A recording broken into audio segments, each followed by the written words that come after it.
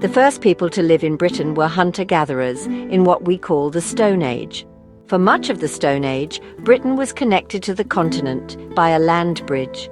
People came and went, following the herds of deer and horses which they hunted. Britain only became permanently separated from the continent by the Channel about 10,000 years ago. The first farmers arrived in Britain 6,000 years ago. The ancestors of these first farmers probably came from southeast Europe. These people built houses, tombs, and monuments on the land. One of these monuments, Stonehenge, still stands in what is now the English county of Wiltshire. Stonehenge was probably a special gathering place for seasonal ceremonies. Other Stone Age sites have also survived. Skara Brae on Orkney, off the north coast of Scotland, is the best preserved prehistoric village in Northern Europe, and has helped archaeologists to understand more about how people lived near the end of the Stone Age. Around 4,000 years ago, people learned to make bronze. We call this period the Bronze Age. People lived in roundhouses and buried their dead in tombs called round barrows. The people of the Bronze Age were accomplished metal workers who made many beautiful objects in bronze and gold, including tools, ornaments, and weapons. The Bronze Age was followed by the Iron Age, when people learned how to make weapons and tools out of iron. People still lived in roundhouses, grouped together into larger settlements, and sometimes defended sites called hill forts. A very impressive hill fort can still be seen today at Maiden Castle, in the English county of Dorset. Most people were farmers, craft workers, or warriors. The language they spoke was part of the Celtic language family. Similar languages were spoken across Europe in the Iron Age, and related languages are still spoken today in some parts of Wales, Scotland, and Ireland. The people of the Iron Age had a sophisticated culture and economy. They made the first coins to be minted in Britain, some inscribed with the names of Iron Age kings. This marks the beginnings of British history. Julius Caesar led a Roman invasion of Britain in 55 BC. This was unsuccessful, and for nearly 100 years Britain remained separate from the Roman Empire. In AD 43, the Emperor Claudius led the Roman army in a new invasion. This time, there was resistance from some of the British tribes, but the Romans were successful in occupying almost all of Britain. One of the tribal leaders who fought against the Romans was Boudicca, the Queen of the Iceni in what is now eastern England. She is still remembered today, and there is a statue of her on Westminster Bridge in London, near the Houses of Parliament. Areas of what is now Scotland were never conquered by the Romans, and the Emperor Hadrian built a wall in the north of England to keep out the Picts, who were the ancestors of the Scottish people. Included in the wall were a number of forts. Parts of Hadrian's wall, including the forts of Housesteads and Vindolanda, can still be seen. It is a popular area for walkers, and is a UNESCO World Heritage Site. The Romans remained in Britain for 400 years. They built roads and public buildings, created a structure of law, and introduced new plants and animals. It was during the 3rd and 4th centuries AD that the first Christian communities began to appear in Britain. The Roman army left Britain in AD 410 to defend other parts of the Roman Empire and never returned.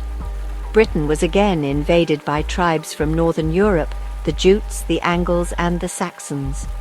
The languages they spoke are the basis of modern-day English. Battles were fought against these invaders, but by about AD 600, Anglo-Saxon kingdoms were established in Britain. These kingdoms were mainly in what is now England. The burial place of one of the kings was at Sutton Hoo in modern Suffolk. This king was buried with treasure and armour, all placed in a ship which was then covered by a mound of earth. Parts of the west of Britain, including much of what is now Wales and Scotland, remained free of Anglo-Saxon rule. The Anglo-Saxons were not Christians when they first came to Britain, but during this period, missionaries came to Britain to preach about Christianity. Missionaries from Ireland spread the religion in the north. The most famous of these were St. Patrick, who would become the patron saint of Ireland, and St. Columba, who founded a monastery on the island of Iona, off the coast of what is now Scotland. St. Augustine led missionaries from Rome, who spread Christianity in the south. St. Augustine became the first Archbishop of Canterbury. The Vikings came from Denmark and Norway. They first visited Britain in AD 789 to raid coastal towns and take away goods and slaves. Then they began to stay and form their own communities in the east of England and Scotland. The Anglo-Saxon Kingdoms in England united under King Alfred the Great, who defeated the Vikings. Many of the Viking invaders stayed in Britain, especially in the east and north of England, in an area known as the Danelaw. Many place names there, such as Grimsby and Scunthorpe, come from the Viking languages.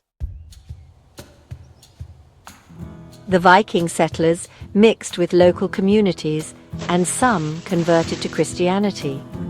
Anglo-Saxon kings continued to rule what is now England, except for a short period when there were Danish kings. The first of these was Canute, also called Canute. In the north, the threat of attack by Vikings had encouraged the people to unite under one king, Kenneth MacAlpin. The term Scotland began to be used to describe that country. In 1066, an invasion led by William, the Duke of Normandy, in what is now northern France, defeated Harold, the Saxon King of England, at the Battle of Hastings. Harold was killed in the battle. William became King of England and is known as William the Conqueror. The battle is commemorated in a great piece of embroidery known as the Bayeux Tapestry, which can still be seen in France today. The Norman Conquest in 1066 was the last successful foreign invasion of England and led to many changes in government and social structures in England. Norman French, the language of the new ruling class, influenced the development of the English language as we know it today. Initially, the Normans also conquered Wales, but the Welsh gradually won territory back. The Scots and the Normans fought on the border between England and Scotland.